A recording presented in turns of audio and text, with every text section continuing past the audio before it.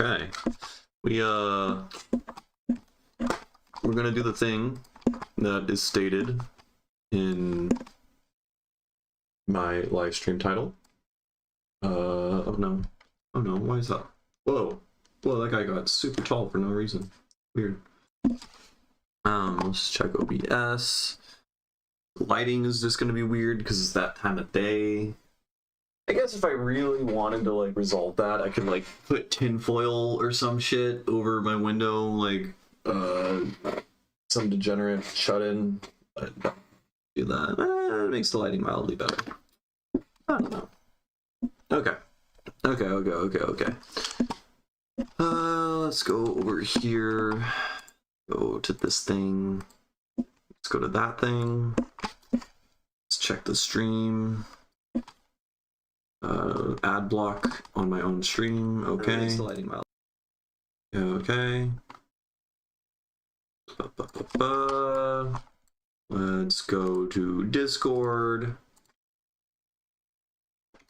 You know, something that bugs me about OBS is it doesn't seem like there's a bandpass filter or a notch filter by default that I can apply to my voice, which is a bummer because when I listen back, sometimes my S's be like really fucking piercing. So maybe I should fix that.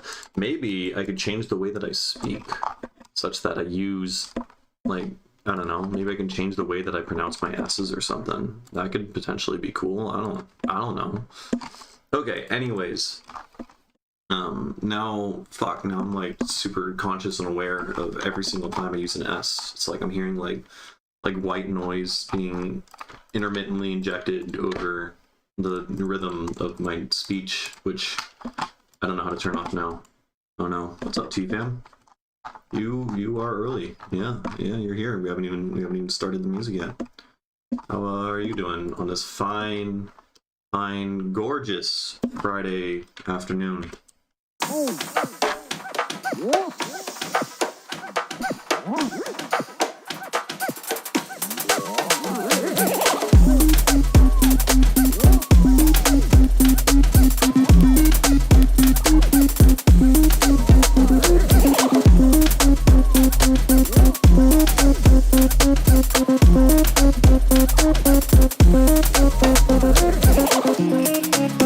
Nice. Well, if you want feedback or thoughts on where it's going or whatever, feel free to drop it in the thing. What's up, Jade? How you doing?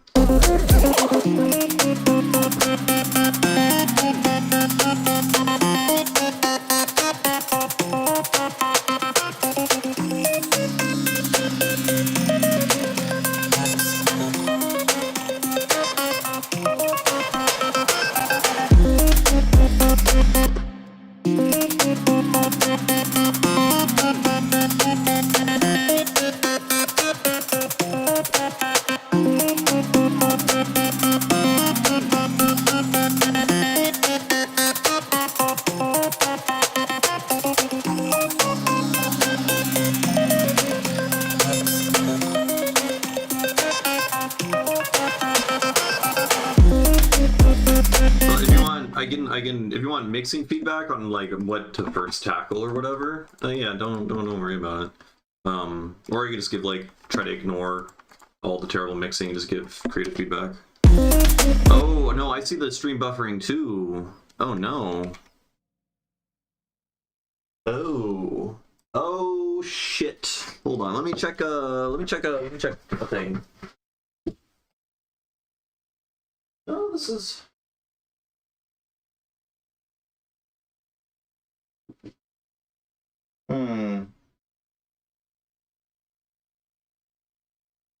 make sure all this shit is... Oh, it's not plugged in.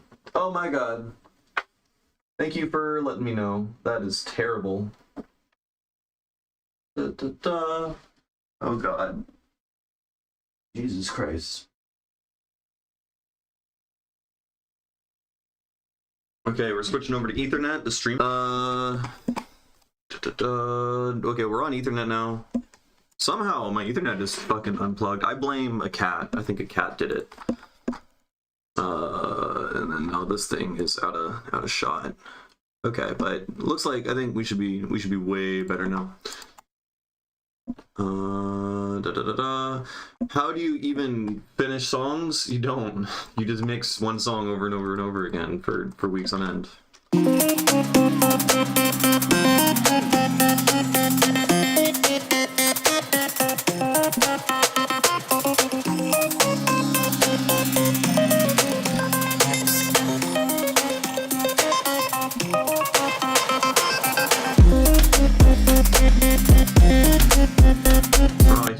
There's some mud.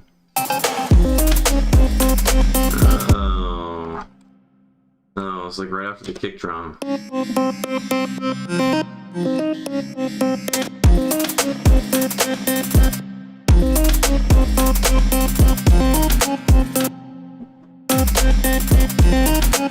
Is this being sidechained right? It was sidechained here.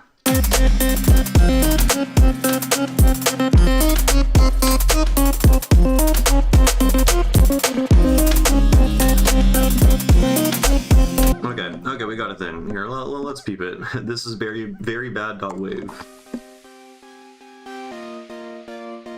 I like the chords and stuff already.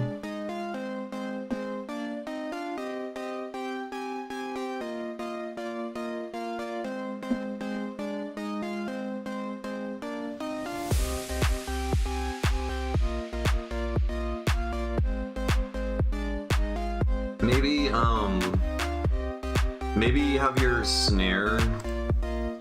have your snare filtered with a low pass filter, and then it opens up, so you just introduce mostly just a kick drum and then like some kind of semblance of a snare, and then you increase it, and then that way, you know, you have the chords and stuff, then you add a kick drum, and then the snare starts to come in, and then it opens up over 16 bars. And then like the way that I typically do my like drum automation and stuff like that with filters is that, like, let's say like you'd have it so that, like, pretend this is on your snare, it would like open up to something like here, and then right on the downbeat of the next phrase, then it would just jump all the way up to you know, full thing. So the snare starts to open up after the phrase, comes fully in, and then you introduce like hats or something. That can just help with the progression, because the drums are boring at the moment.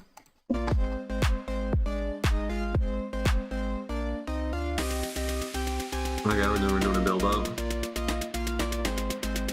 And then structurally, I think you can like, you introduce the drums, kick. I would do the thing I just said. Add another like 16 or 32 bars where you add like a hi-hat or something, and maybe low toms and percussion. And so like you're just carrying that section a little bit longer, making it kind of dancey, and then go into a build up. Because right now it's like there's the intro, suddenly you add a kick drum and a snare for like 16 bars, and then but it still hasn't really gone anywhere, and then it goes into a build up. It's just not. It's like I want it to go like that, and then right now it's going like it's just barely, you know, it's barely going up, and then it goes straight into a build up. You know, if that makes any sense.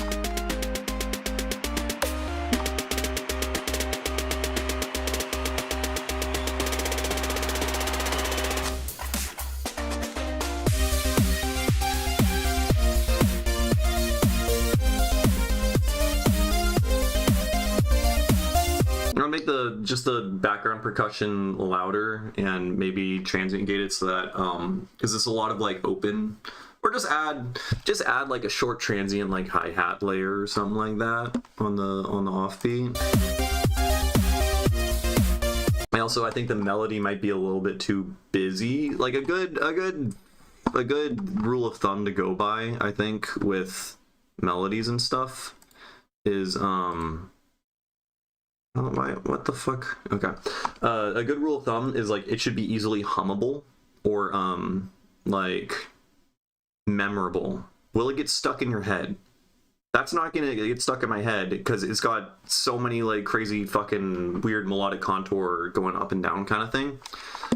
So now that could work for like an extended later section of the song. So if you have like a more bare bones, really memorable melody, right, that has a few notes, right? Because, you know, the less notes there are in the melody, the more memorable it is, the easier it can get stuck in someone's head.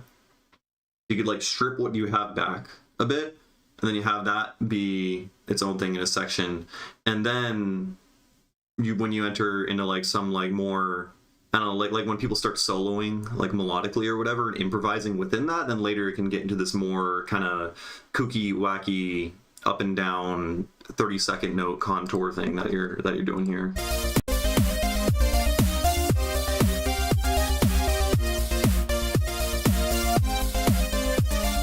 And I would do a different timbre. I don't know. I want something more plucky. I think this is the advice I gave on the last song also that you sent, is that there's not really much envelopes to the synthesizers. They're just at full volume the whole time, then they immediately cut out. Just make it a little bit more plucky, give some decay and stuff.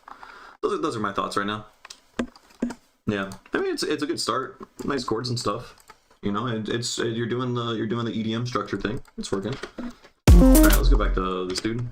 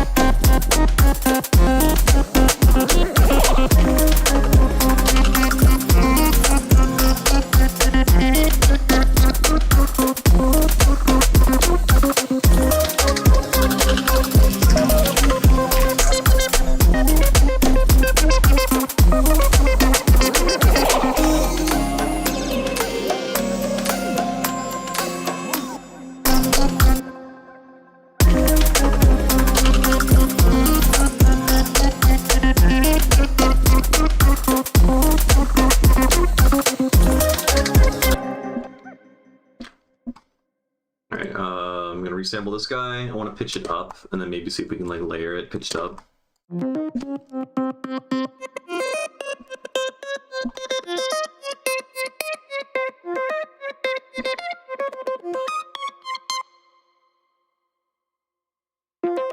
Oh, where's our spring reverb? That's E.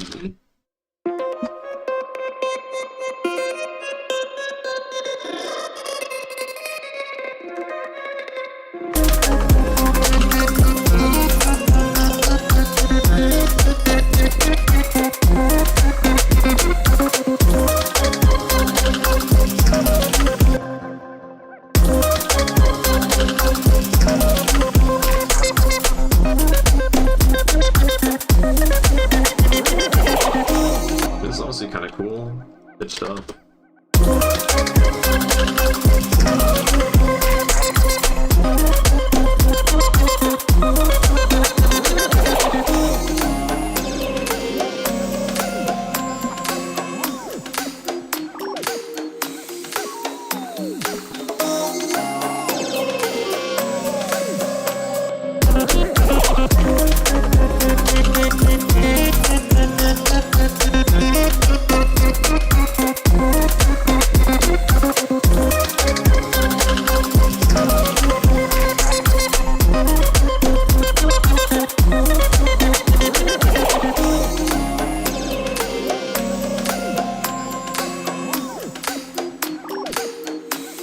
I feel like it's like a little bit sharper.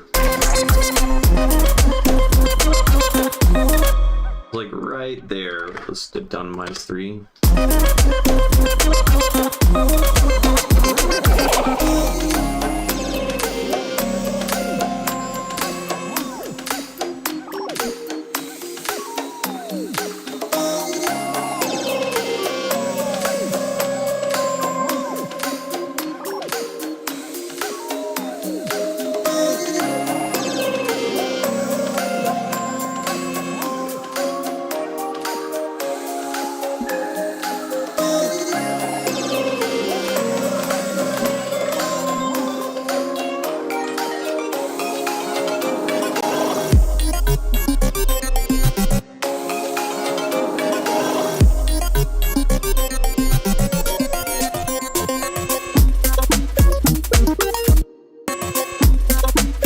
Why is there a click? Oh, that's new. Oh.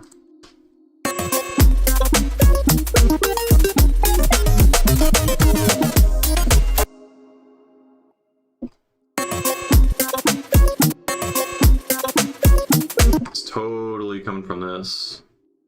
From this sub, and I have a side chain. You shouldn't be clicking. We don't have look ahead, do we? We don't.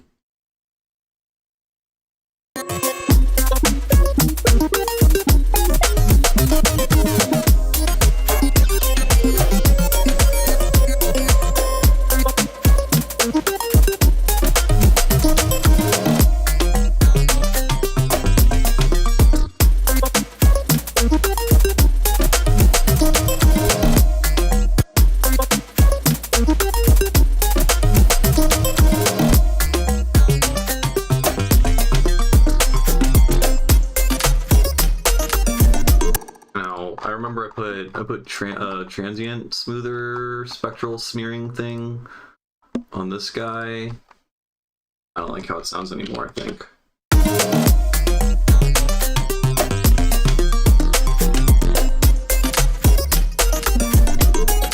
Yeah, what? Why?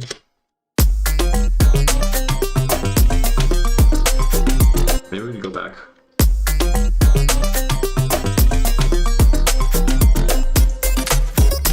There's another click. Okay. Okay, and then let's make this wider afterwards. Yeah?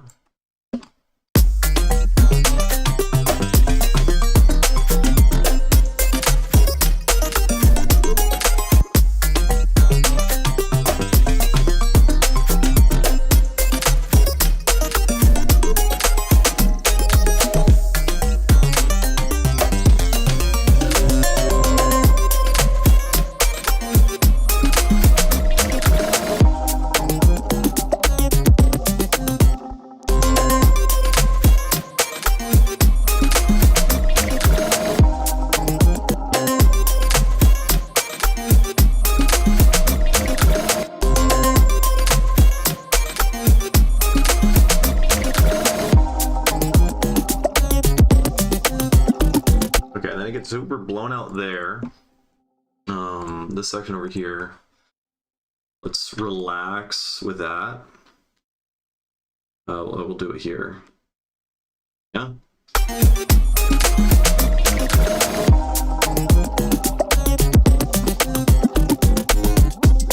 And then let's also make it go all the way down.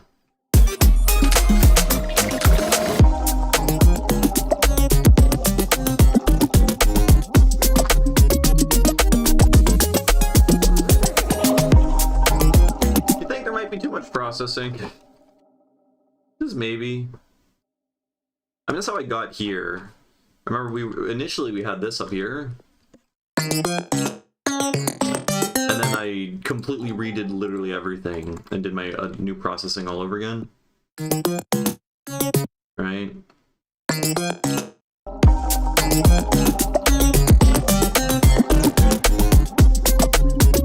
Maybe there's something valid to that. What if I record this guy out and then we layer it?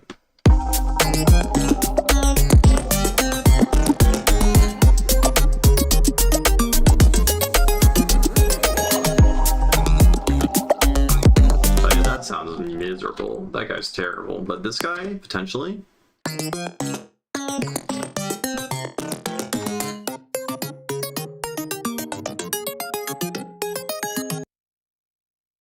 We just stab on this, please.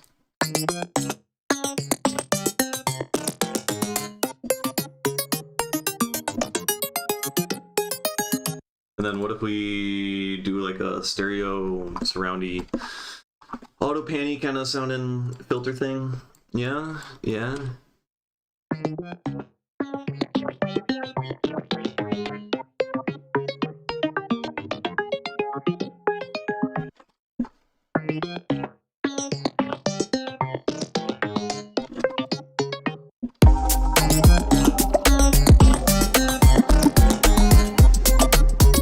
Let's mute that, yeah.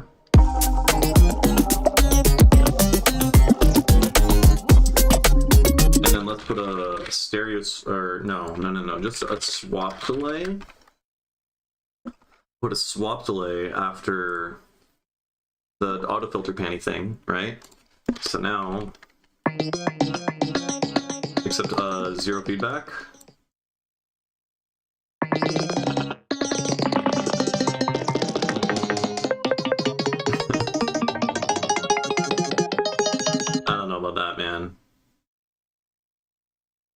Wait. There's way easier. There's a much easier way to do this because I don't want it to ring out. So we'll just do one single delay, parallel processed. Create a chain. And then we need a utility. This utility goes here. And then swap on this guy.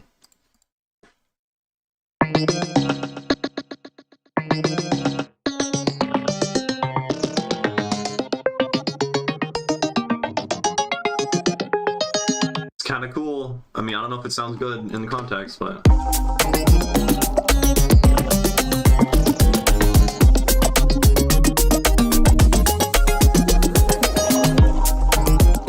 and then we can like increase this over time. What's up, Soljum?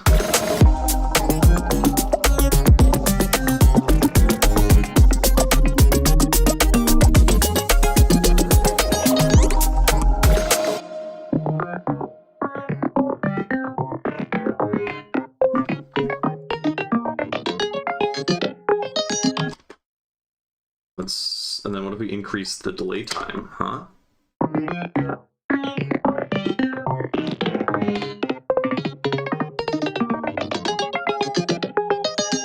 Whoa, that's kind of a crazy, like, detuning or whatever. Hey, thank you, Soljum. I appreciate that. Oh yeah.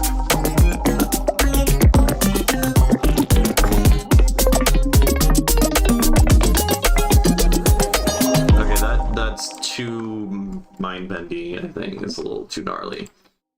Too much shit going on. Yeah, we probably should just keep this to beats.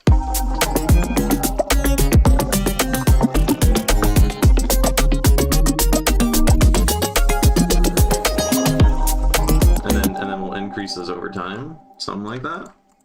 What's up, Phoenix? We got all the homies from last night are popping in today.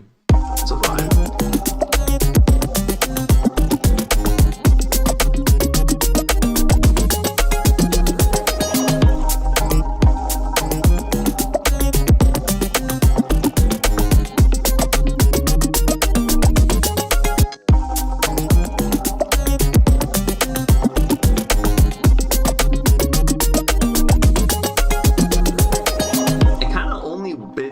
Busy until this bit over here. If I like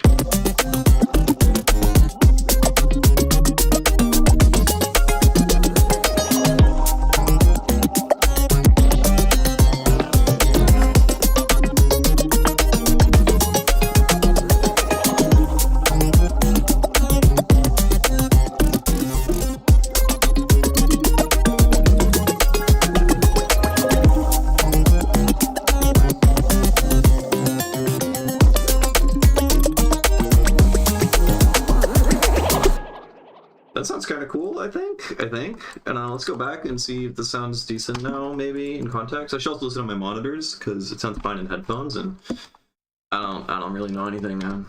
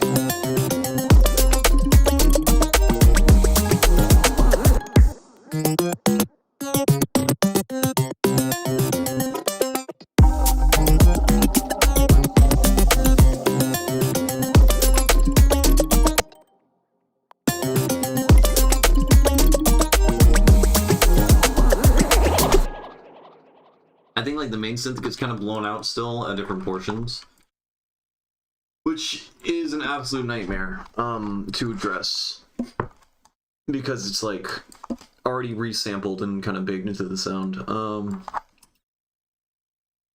Like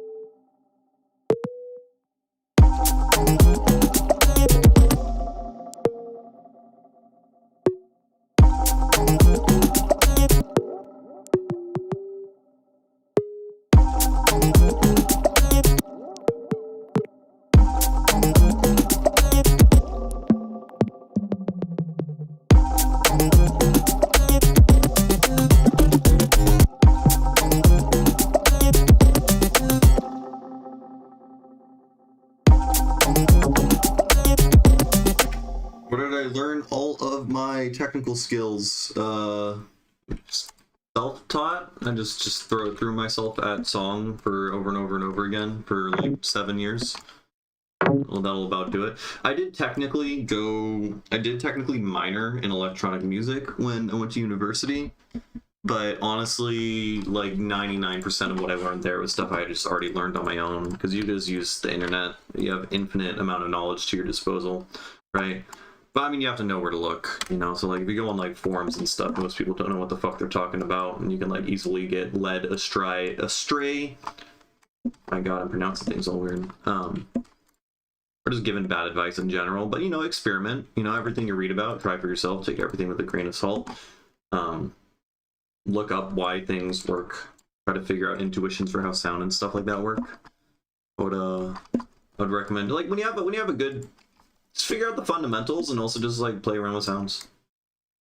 So like a mix of it is just, I spent a long time making these types of sounds, so I know how to make these sounds and like sculpt them in the ways that I want, just from like raw experience and intuition.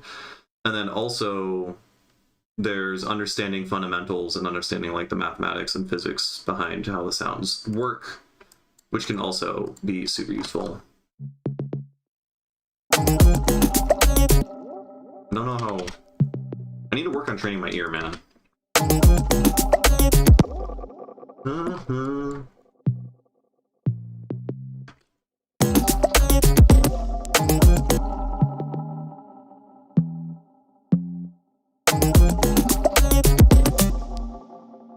Like this dude here. I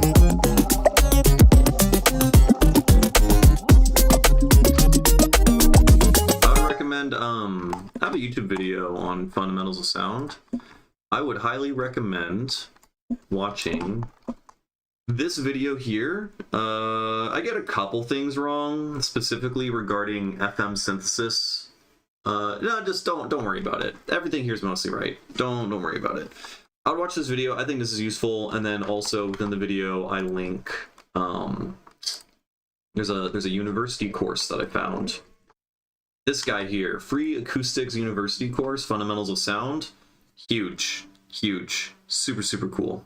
I don't know, in terms of like figuring out how sound works and I don't know, things that translate to like sound design and also mixing and everything, and just having a strong understanding of how all that shit works is super useful. And I recommend going through this. It doesn't take too long. I mean, me as someone who like already understands most all of it, it took me like 2.5 hours to like go through the whole course. But you know, I was like going pretty quickly through it all. But I still like learned a lot and gained a lot of intuitions and stuff like that. So like, you know, the knowledge is out there. You can learn it. You know, it's free. Did I find making conventional tracks in certain genres help more before implement? Yeah. I mean, the music I'm making are still I guess they're not conventional. I don't know. I'm still following like structure and formula and stuff. You know, there's still 8 and 16 bar drop structures before going to a build up and a breakdown. The BPM is like maybe a little bit weird, and the drum pattern might not be like something that's like super popular or common, and maybe the sound design is different, but overall the structure is the same. I found it helped before experimenting with shit in places where usually wouldn't be. Yeah, you gotta learn rules in order to break. If you want to make something that breaks rules but also sounds good, you have to know what rules that you're breaking.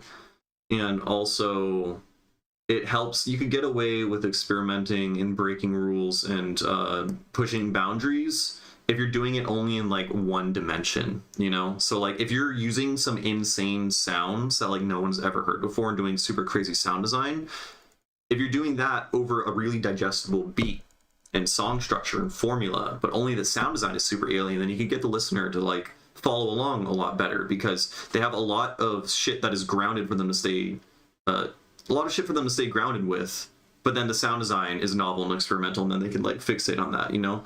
Same thing if you are, you know, if you're doing some like weird rhythmic stuff where you're like maybe you're like making something where it's not aligned to the BPM, you're doing like all sorts of like crazy polymeter and shit like that. If you're doing that at the exact same time as you're doing crazy sound design stuff, then you're gonna like lose the listener really quickly. So figuring out the rules, so to say, and then breaking and bending one particular rule, I find to be really useful. You know, give the songs a gimmick, if that makes sense. Of course, you don't want to call it a gimmick, because that like is a kind of disparaging term for the music. But like, you know, you find some interesting thing, and then lean into that one aspect while keeping everything else like digestible, I think. So like most of my songs have, I would say, some sort of quote unquote gimmick, in that like I'm doing something interesting or unique or novel in them. And I think that's what all good music should be, is every song that you end up releasing should do something that is completely original to itself. Otherwise, what are you doing? You're just copying other people's shit, you know? Now, whether that original thing is like insane sound design no one's ever heard before, or if it's just straight up like interesting lyrics and a chord progression that haven't been like combined in some way that paints a particular vibe, that's fine, you know? It's like the song has to have an identity, and so you want to figure out how to give it an identity. So like a lot of the music that I make have some sort of, I don't know, basis or gimmick, like bird calling over here. This one is all about bird sounds and sub bass modulating and pitch bending to sound also like bird sounds, right?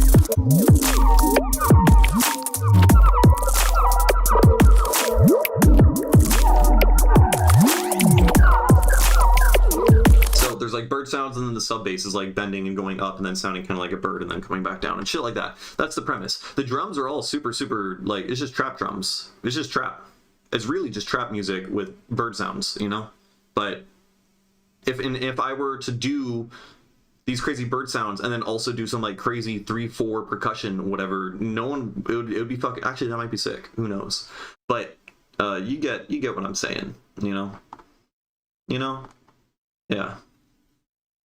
And going all the way to unlistenable as a beginner can be useful in learning to pull back. Yeah, definitely, absolutely. You just got to know like what is and what isn't unlistenable. And then of course you can lean extra hard into it, and so like this release here, I made some music that like goes extra hard. So like, and like when making this music, I also made this with the intention of knowing that it wasn't going to be broadly listened to or my most like popular work, you know. Not to say that my work is popular at all, but like this here, the premise here is I'm doing like weird microtonal tunings, and then also the rhythm itself is polymetric, with there's like a 7/8 polymeter going on with the melody, and also simultaneously I'm detuning and changing the tuning over the entire phrase. So we're constantly stepping through different like microtonal tunings and shit like that. And then the drums themselves are pretty standard drums, but then that in combination with everything else gets like super fucked, you know?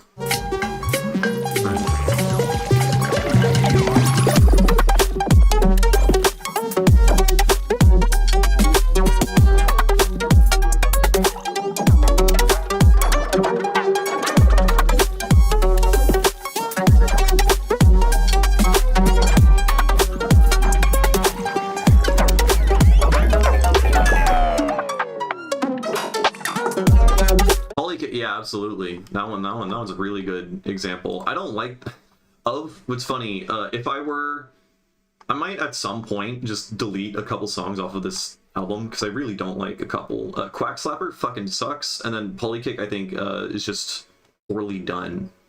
And I think it would just work a lot better if it was just a 6-track thing instead of 8. But anyways, Polykick, yeah, it's in the title. And you can even hear it in the beginning, is the kicks are doing a polymeter. And it's one's pan left and one's pan right, and then I bring them in as like an intro, right?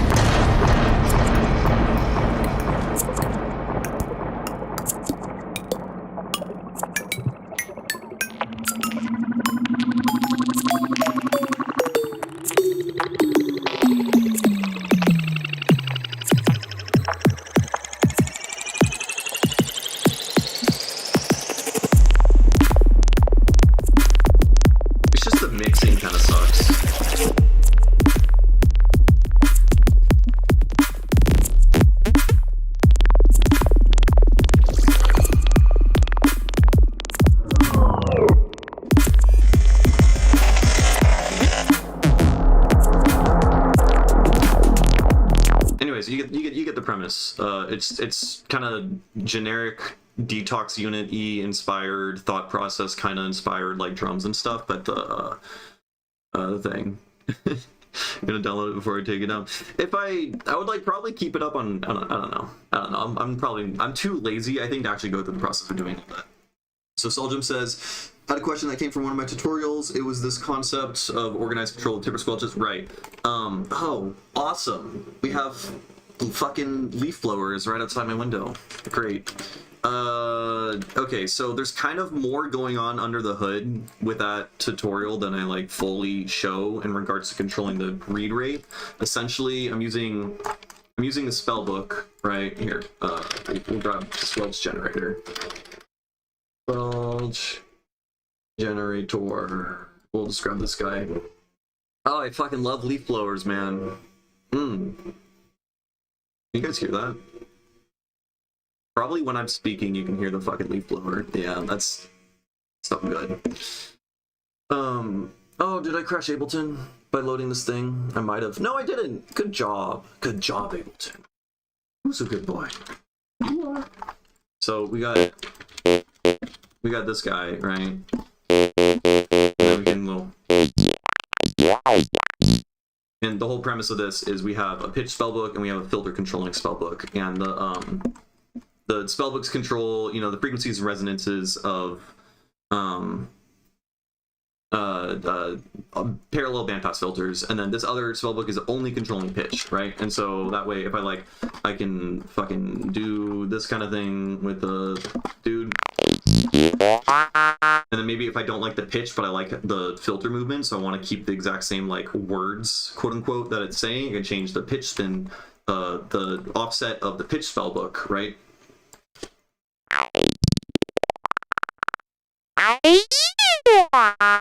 And vice versa, I can just change the words that it's saying. Oh, that's fucking loud. Ow.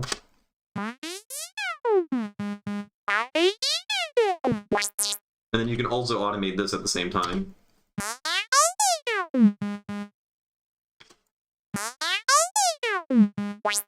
Right? So that's fun. Now, the input amount, you'll notice I'm automating this to go from 0 up to 127 or whatever, right? It's going the full thing. This is actually only going through a small portion of the spellbook, right? So, you know, you could set it up manually in your Mac, like right now it's going between 60% and 75%. You could set that directly to just go only between 60 and 75% or 0 and 15%. Is it really, is it impossible to get that into a specific key? Well, it's pitch bending, so inherently no, but if you were, you know, to play, I don't know, like a thing like this, and you were like to arpeggiate it or something, right? If you change the pitch, if you lower the range of the pitch bend amount, then it goes back into key, and then it becomes tuned. Okay, that doesn't sound good at all. What's going on? Oh, we're really low. Why is it only going up and down one? Are these not all right? And then if I increase this, so you can automate this to go down. You can automate the pitch range, which controls the range parameter of the pitch itself, and then you can go in and out of being in tune and not. So you can have, you know, some arpeggio thing, and then it gets like out of tune just at the end of every single phrase or something, right? Right, and then you can just like duplicate that thing over.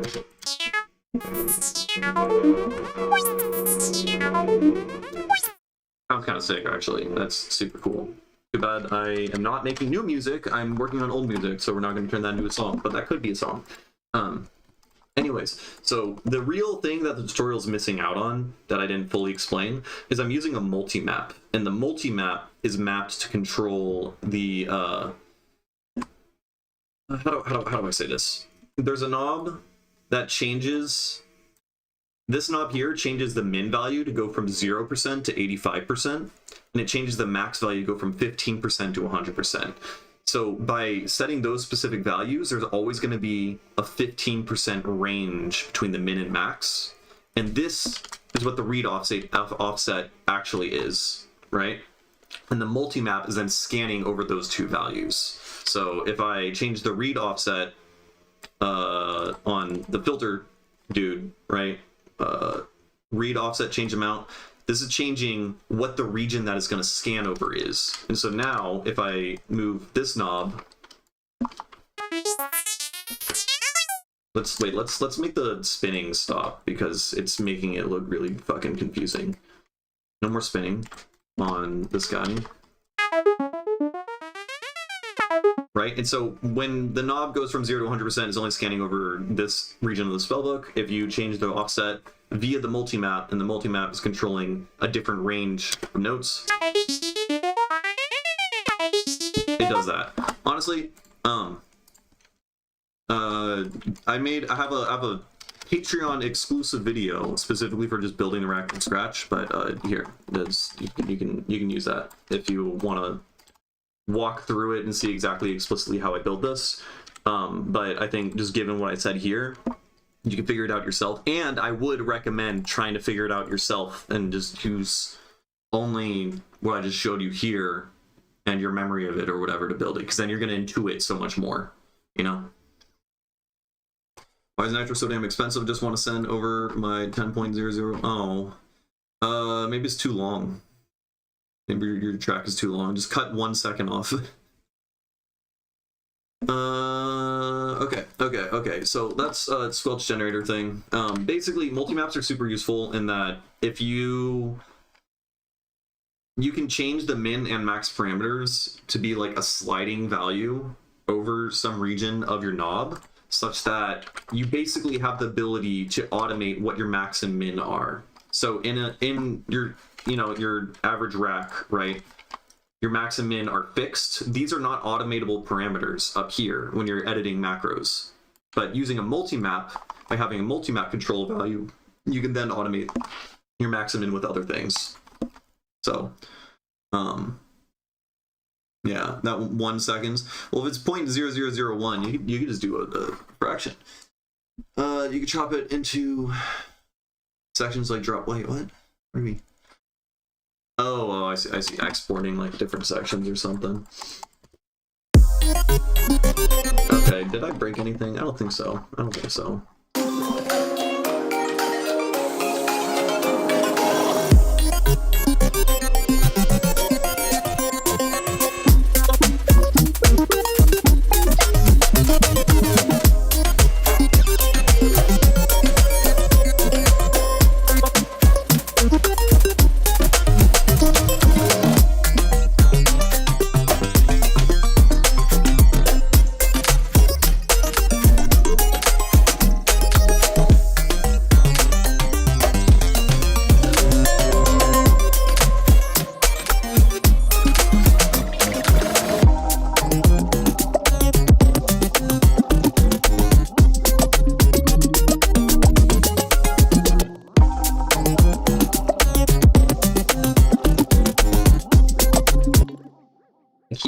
Back and forth between boosting and removing low mids on this song, and it's driving me fucking crazy, man. There's too many low mids. I can't figure it out. Cannot fucking figure it out.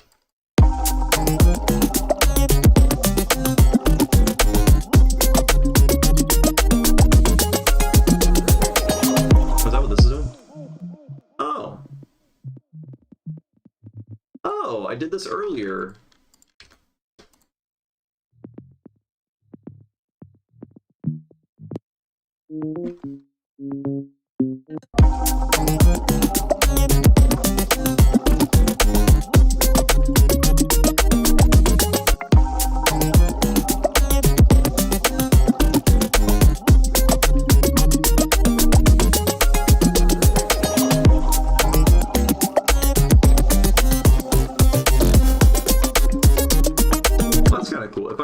The distortion at the very beginning of whatever the fuck is going on in this rack. Like, that is kind of cool sounding. Oh god.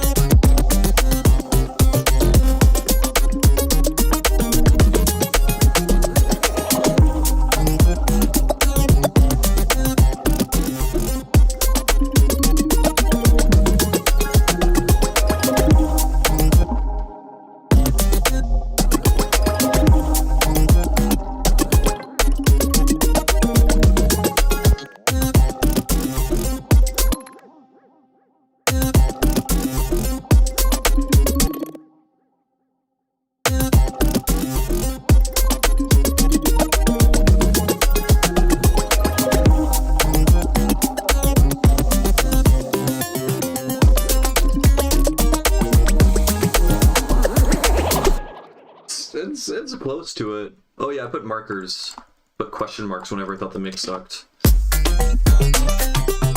Yeah. It gets super like smeary.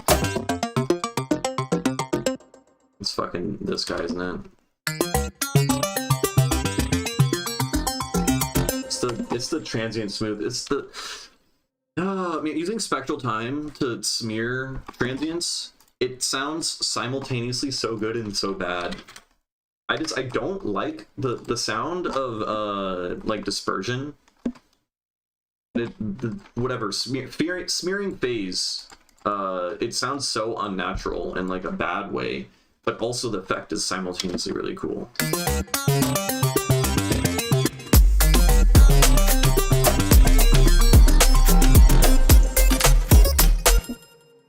Kind of cool. It doesn't sound good relative to everything else. Let's go over here.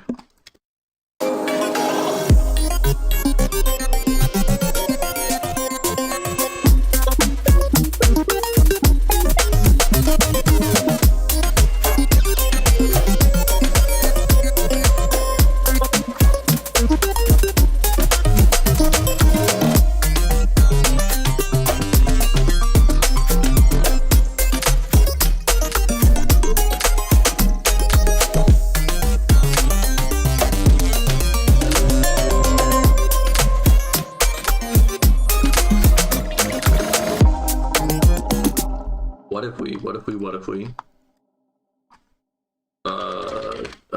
audio amplitude modulate?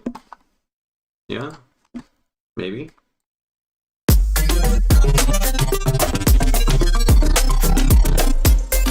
Sounds kind of cool.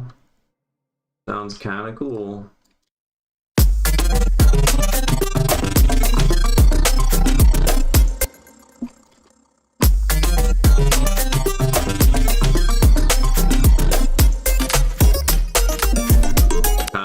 Now the problem is, I believe, if I remember correctly, switching between beats and hertz effectively resets the LFO for controlling the this dude, you know.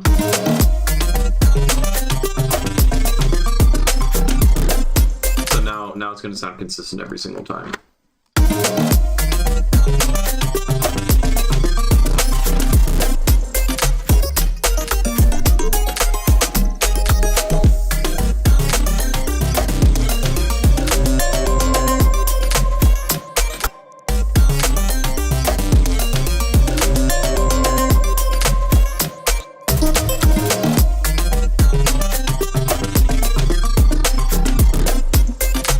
Crackling at the end. Happens every time.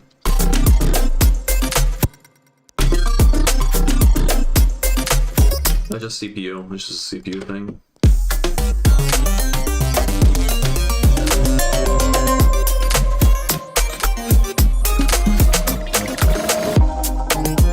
And this guy.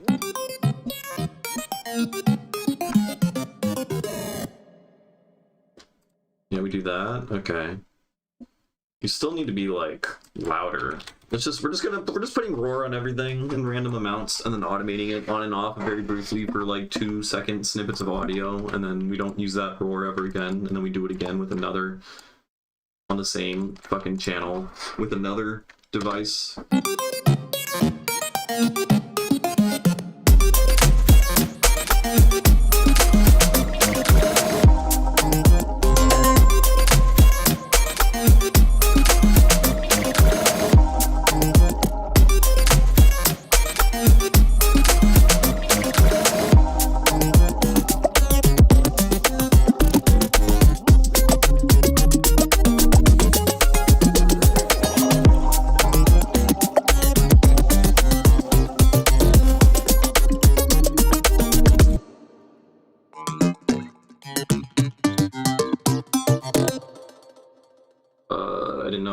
see, all these effects are being used later, so you can do that.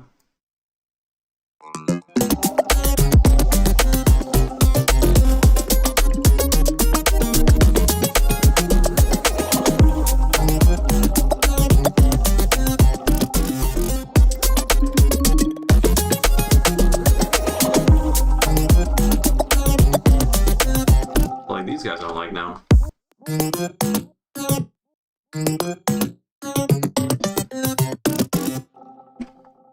Like, what can we do about that?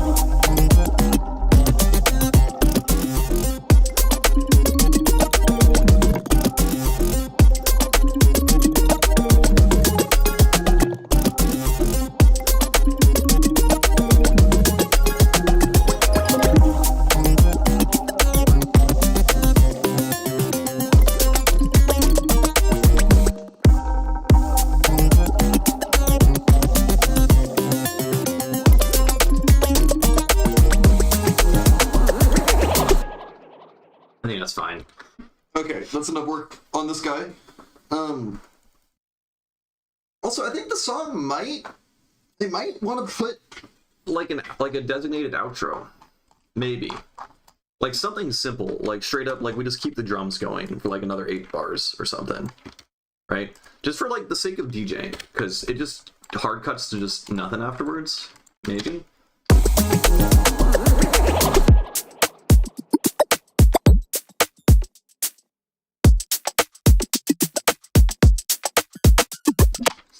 I don't know. That's for me to figure out later. Okay, all right, new song. New song, we're rotating to new songs. We're gonna save that guy. It's good. Jade submitted a thing 6 minutes ago. I don't know if Jade is still in the stream. No, Jade most definitely is, because he's the last one who chatted. He better be, because I'm gonna give feedback now. Let's get this. Wait, this is sick. Ooh. Oh, this is fucking awesome.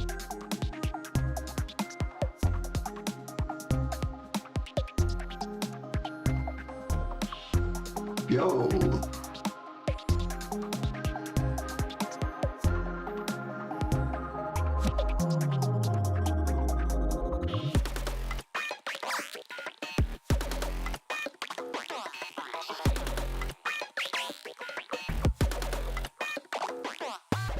Ooh. Okay, double fake out.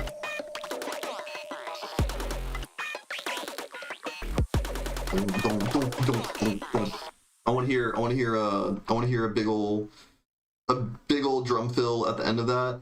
I think you can extend the intro section like a ton. There's so many cool ideas there. Right. Like, you can just keep this little loop going for a lot longer before you start introducing all the, like, super fast, squelchy, balloon sounding things in the background.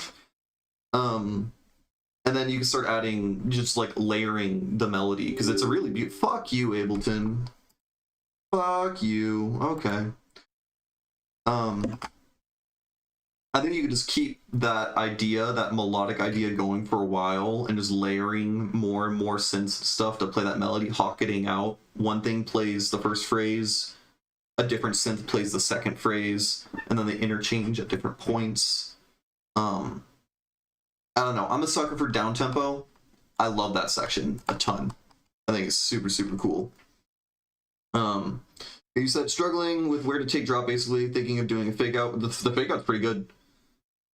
Yeah, no, this is great. Some fat toms, it is longer, didn't send the whole thing. I'll send the first half. Gotcha. That's the thing you're complaining about, Discord Nitro. Oh, you could also, like, just upload the thing to, like, a private SoundCloud and then just send the private SoundCloud link or something, in the future. But yeah, cough it up. I want it ASAP.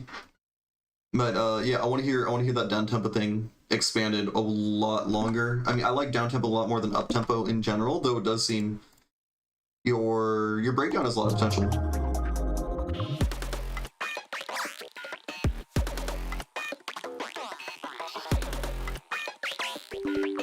What the fuck is Ableton's deal? I think the things that get super hard panned, I would pan them a little bit less. I'll just pan them just a little bit less because they're kind of extreme and there's nothing in the center to still keep your attention there. I feel like when you have things hard panned, you still want something in the center, and the things that are hard panned are going to be like ear candy and stuff. But since there's nothing else there, I don't know. I'm expecting something else there. I don't know. The drop is just, it sounds like it's just gonna turn into the like tippery random LMAO XD kind of thing that like all the uptempo people are doing right now, you know? So like you could just chuck any like random fucking sound, like every like quarter note, and then it would count as a banger. But like in premise, you would just like use maybe the same sounds or the same structure that you're doing in the breakdown, but fatter and maybe different synths. So that downbeat, do do do, wah, wah, right? You can do that again, but with like a fatter saw bass, downbeat, fuzzy sub kind of thing in this other section. Come on. I do hate how Vinyl Distortion always does this when I open the project file. It's pretty annoying. Come on, don't crash. Don't crash. This is taking a while. Oh, there you go. Okay. Okay. But song's super cool. I like it a lot. I would, if I were you, I would make it just the down-tempo song entirely. PPH. But I just like this first section a lot. What is the random LMAO XD? I don't know, just listen to fucking anything, all of Tipper's uptempo stuff. What's the album, the EP that Bill Rubin is on? Nah,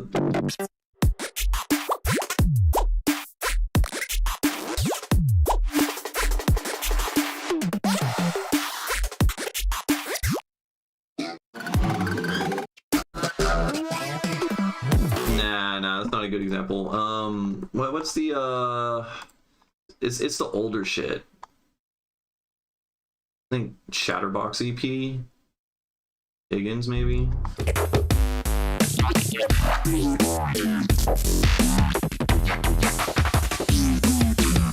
This is Glitch Hop. That sounds appropriate for the song, absolutely. Yeah.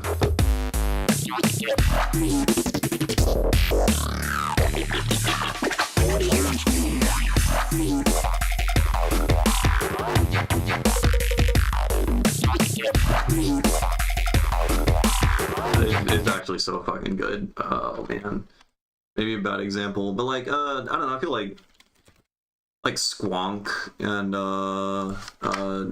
Hokey Boy, they're kind of doing that. If you want like inspiration from those folks, like what's Squonk doing?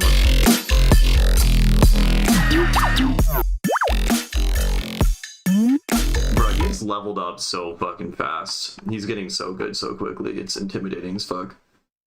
Yeah.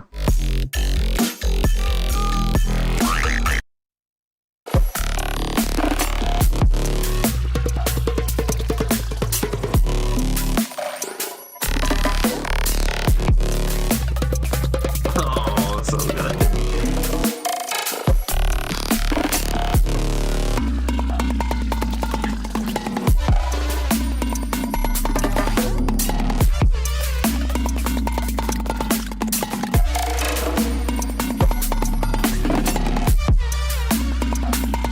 That's a good shit. Alright, yeah, no, those were... You want to hear a bad example? The bad LMAO XD? None of it's bad. I like all of it. It's just It's just you just got to put a bunch of random sounds and then loop the sounds, and then all of a sudden it's not random anymore. But I feel like the bubble control probably. No, that's not a good example. Because that one is super structured. Joke, I think.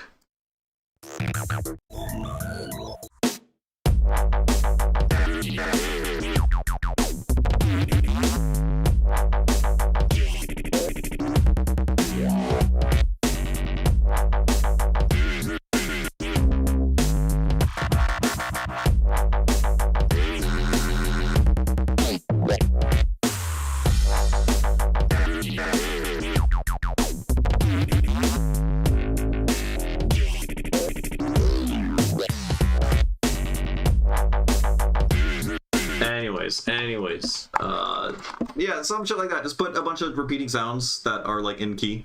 Should be good. All right, take care, Jade. Yeah. Yeah, no, Tipper's the goat. He's the fucking goat. And that shit is like 15 years old.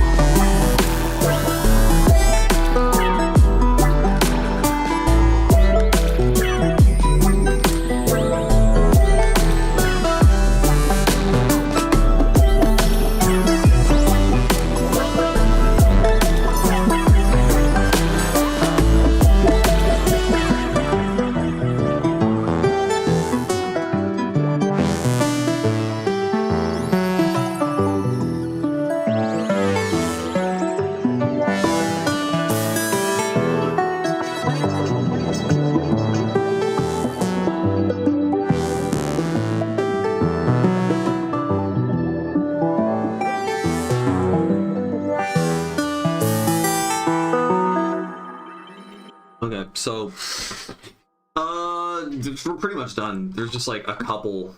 I just noticed two things that kind of bothered me. I feel like I'm getting to the point where there's these like little like micro tiny details that like I feel like I heard something wrong, but nothing in particular is standing out. And I think we're just at the point of like extreme diminishing returns in terms of agonizing over this mix. Like I think it's probably fine. Like maybe like a transient or something is like just like a tad bit annoying, or like there's like I want to tweak the side chain release at one particular part and change the dry wet on the side chain just for like one single beat by like 20%. Like at that point, like I should just fucking stop, right? Anyways, I thought it was too bright right here. Yeah, most definitely. Let's just move the frequency of this high shelf filter down there. Go.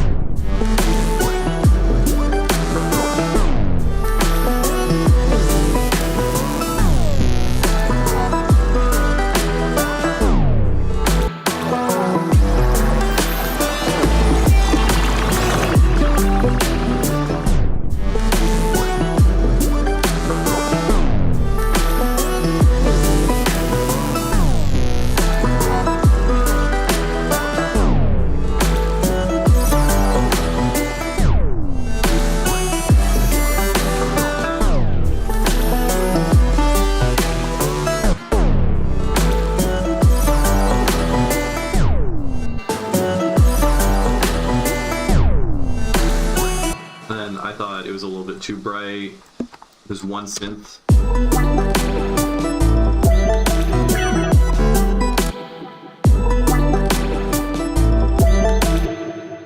It wasn't pan bright.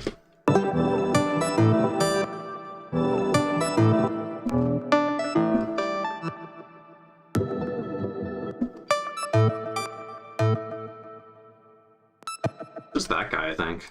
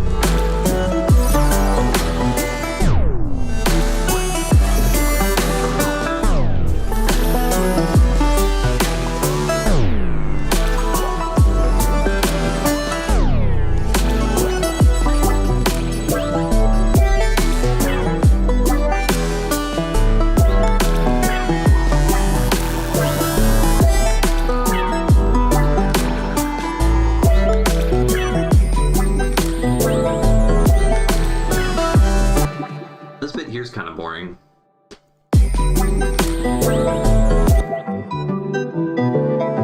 It's like we just get a lot of low mids here.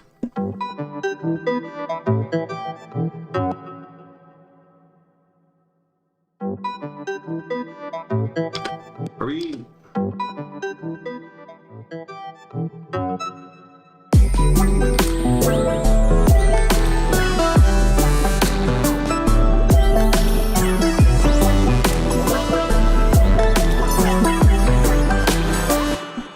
See if we can make that little bit just a bit more interesting. Just a wee bit, yeah.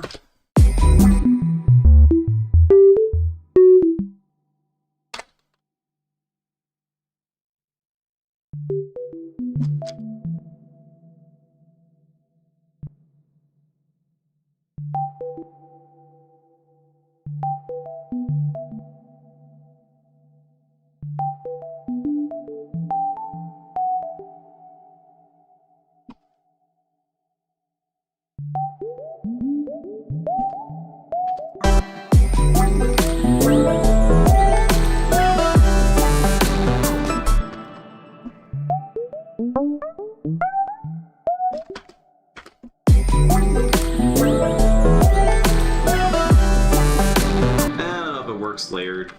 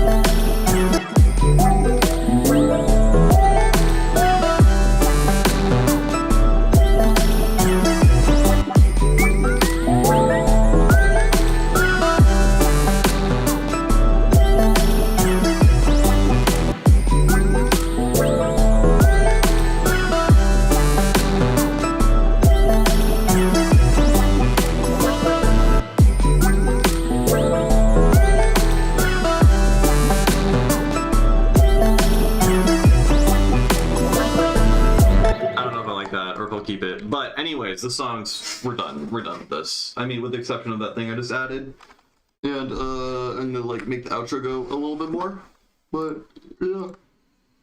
All right, take care, Soldier. Thanks for tuning in. It's all the kind words and all that stuff. All right, we're rotating. So as is the trend of this past month, we're just rotating 3 different songs. Second, we'd like tired of one, don't know what to fix. We just go to the next song. We just rotate forever and ever and ever, and it never ends. So I think we're getting close to it ending. I think so. Oh, Ace sent me a thing. What is this?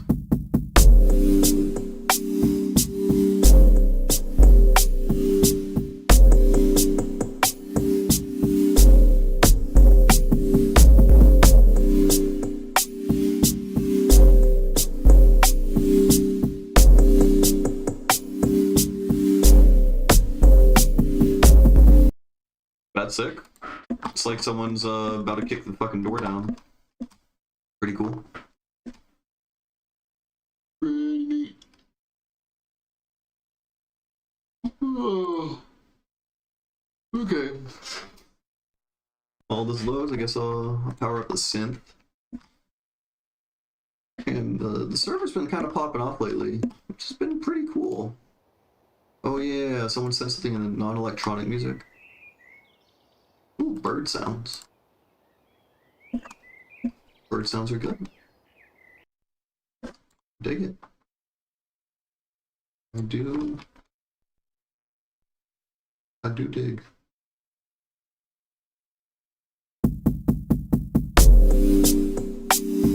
Yeah, that's fucking sick. Okay. We're going back to this thing. I don't know if... No, I think no one's watching the stream right now. Or if it's lying. No one's watching right now. Okay. Ooh.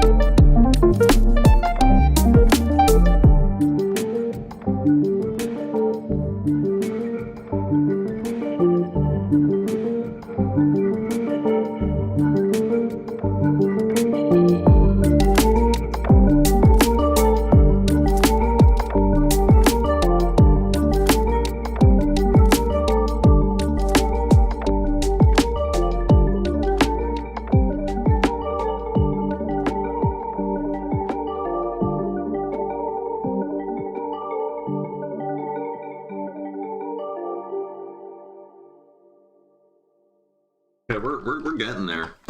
Spellbook Max for Life thing is insane. Yes, yes, it is. It's been a constant part of my workflow for always. Like in this song in particular, I mean, I use this on like fucking everything. This particular effect that I made, but it's just I don't even know how to describe. Basically, we have an EQ on left-right mode, and the left-right mode are both on notches. and then I'm adjusting the Q relative to them. So when one Q is big, the other Q is small, and so effectively it's panning. Well, this is then going into a polarity inversion. So you're only actually hearing the notches, meaning you're hearing bandpass filters, and the bandpass filters are then panning relative to how the Q values are fluctuating. So you have basically 4 panning bandpass filters that are like warping around and moving in space, and the spellbook is tweaking and moving all of them around, and it sounds pretty fucking cool. So you can hear it most apparently here.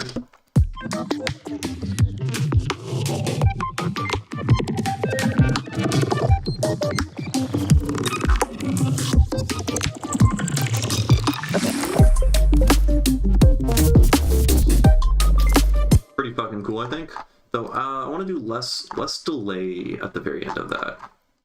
What are these?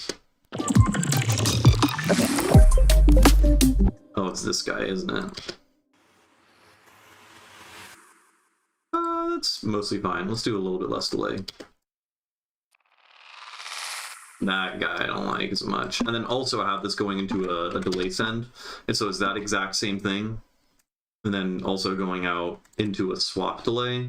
So the bandpass filters will, like, you know, smear and spread it out in the stereo space in some asymmetric way, and then the swap delay will always make it symmetric, you know? And so it's just constantly evolving, and the stereo space is cool. I use it on everything.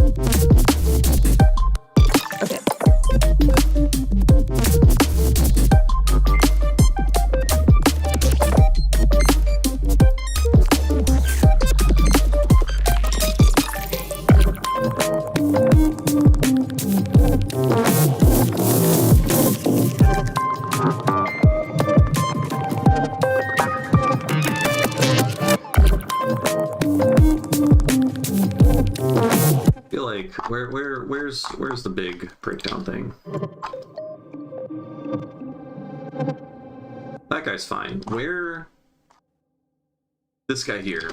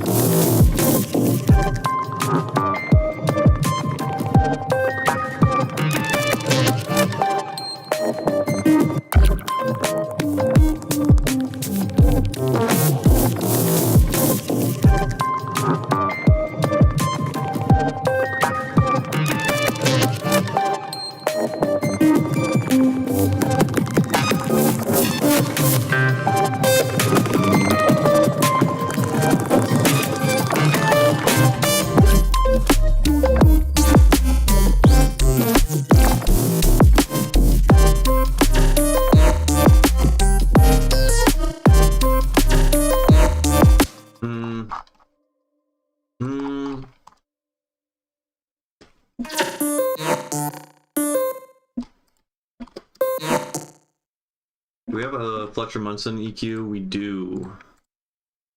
This guy here.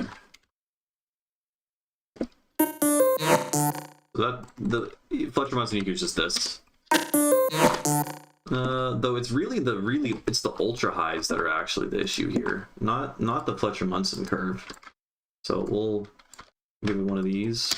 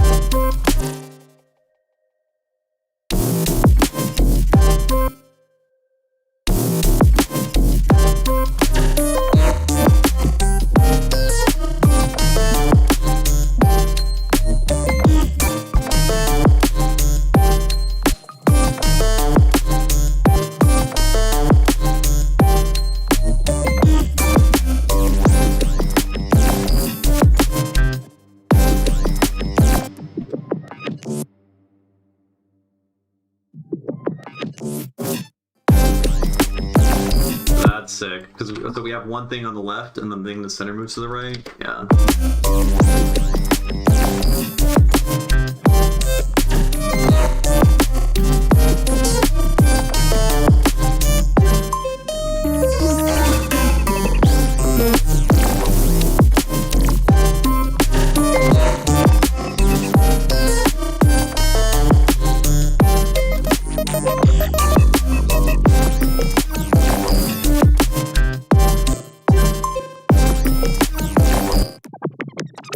Now we have a swap delay or just a swap utility somewhere, so I have to paint another one.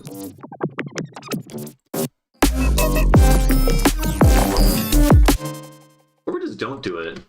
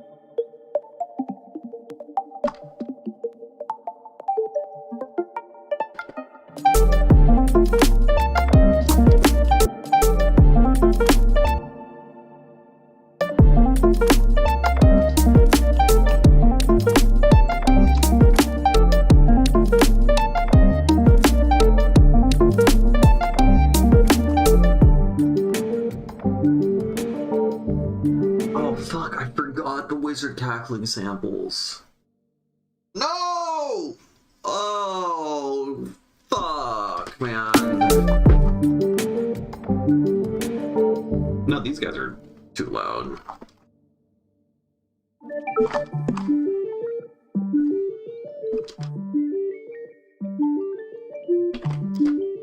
Dude, stop.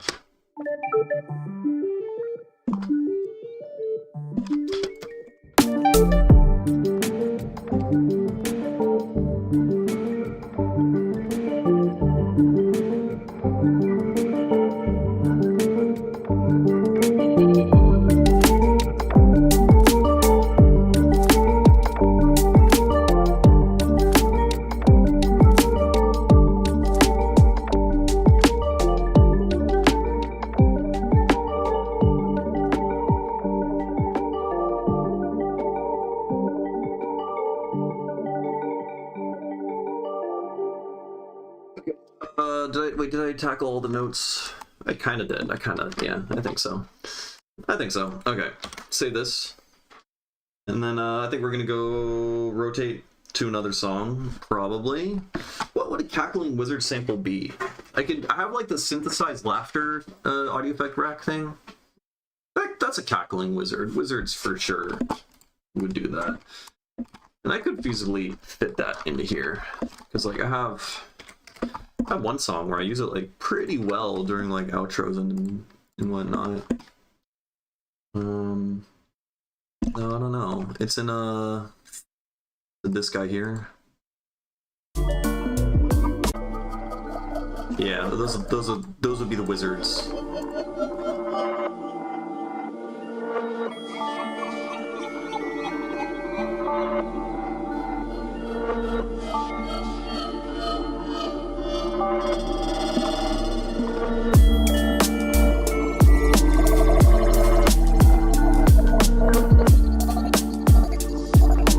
Those are wizardly enough. I could probably try to put those in there. Switching to this thing. Let's go to the synth in the meantime. Explore different presets. Right. Friend or foe? Fiend or foe? It's for us to find out. See how the story unfolds.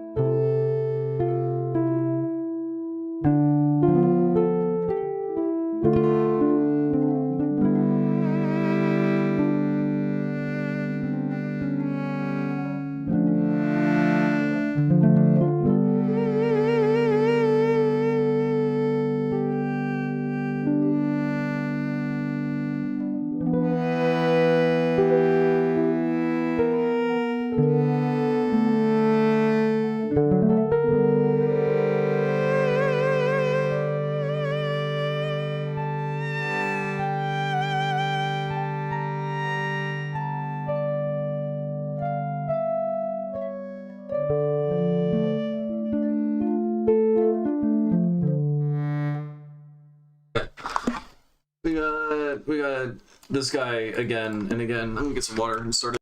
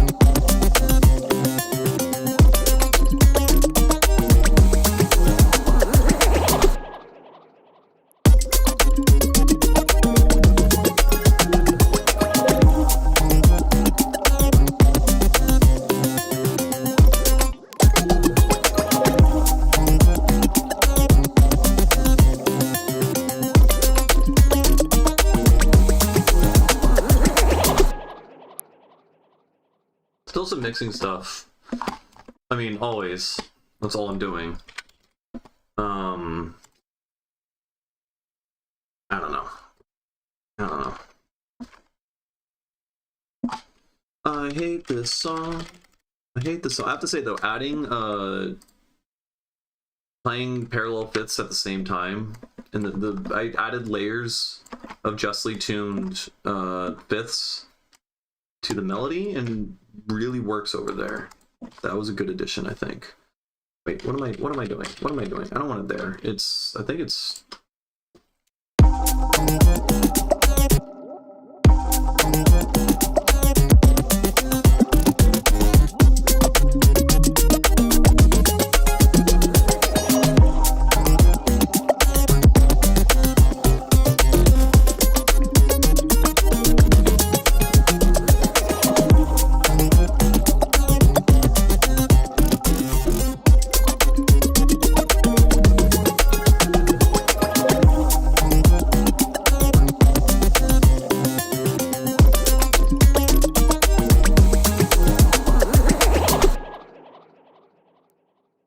I mean, it's getting better.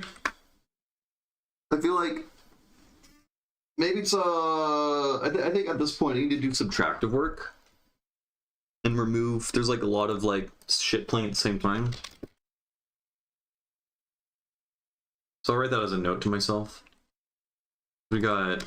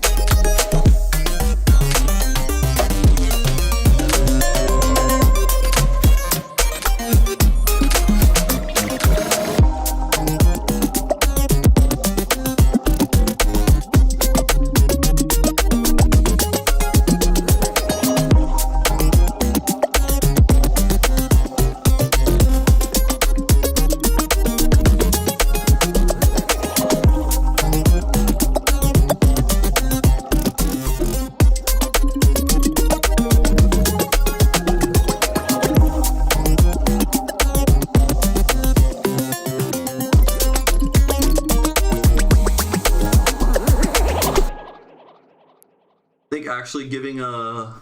It's interesting. So I'm sidechaining Soothe to the kick and snare, as well as all the drums and percussion. I think increase and release in this section actually helps a lot with, I don't know, shit not sounding bad.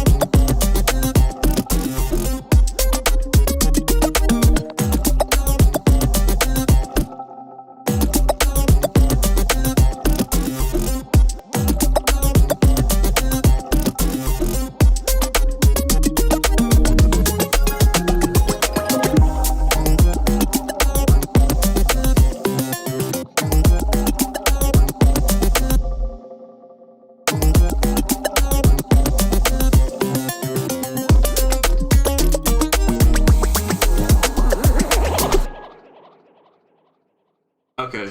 I made some things better. I definitely did. What time is it? 2:44.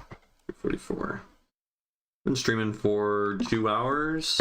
I think I'm gonna cut it earlier today, so I can go to the gym when it's not super fucking crowded. It's not like I have that many other responsibilities. I mean, what else do I have to do? It's just this song, really. Let's go back and revisit the section over here where I added the parallel fits.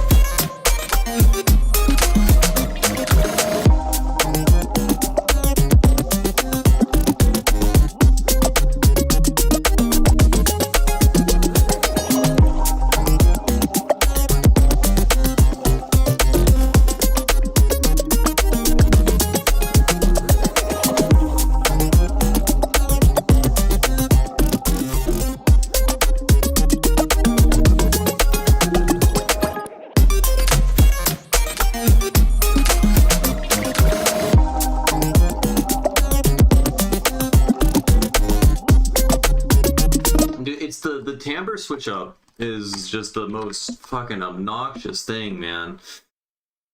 Ah.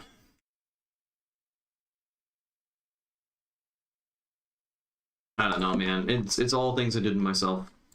All right, I think I've been mixing too long, and I need to take a break. All right, I'm gonna stop streaming now. Oh, yeah, I think so. It's been like 2.5 hours, something like that. 2 hours, 15 minutes. Yeah, that was decent. That was all right. Well, I'll probably be back on Monday, I think. I'm gonna take a few days break. It's gonna be pretty useful. I guess in the meantime, I'll bounce this out. Go listen to this in my car. In a couple different situations. And I'll be back on Monday to throw myself at this again. I need to start working on album artwork. Also, I need to name all of these fucking songs. Oh, God. Yeah, no, it's not fun. It's not fun at all. Okay, yeah, I'm done streaming. I'm ending it here. Thanks for hanging out, everyone. Hope you enjoyed it. And yeah, I'll be back around probably Monday, maybe Sunday, probably Monday. Yeah.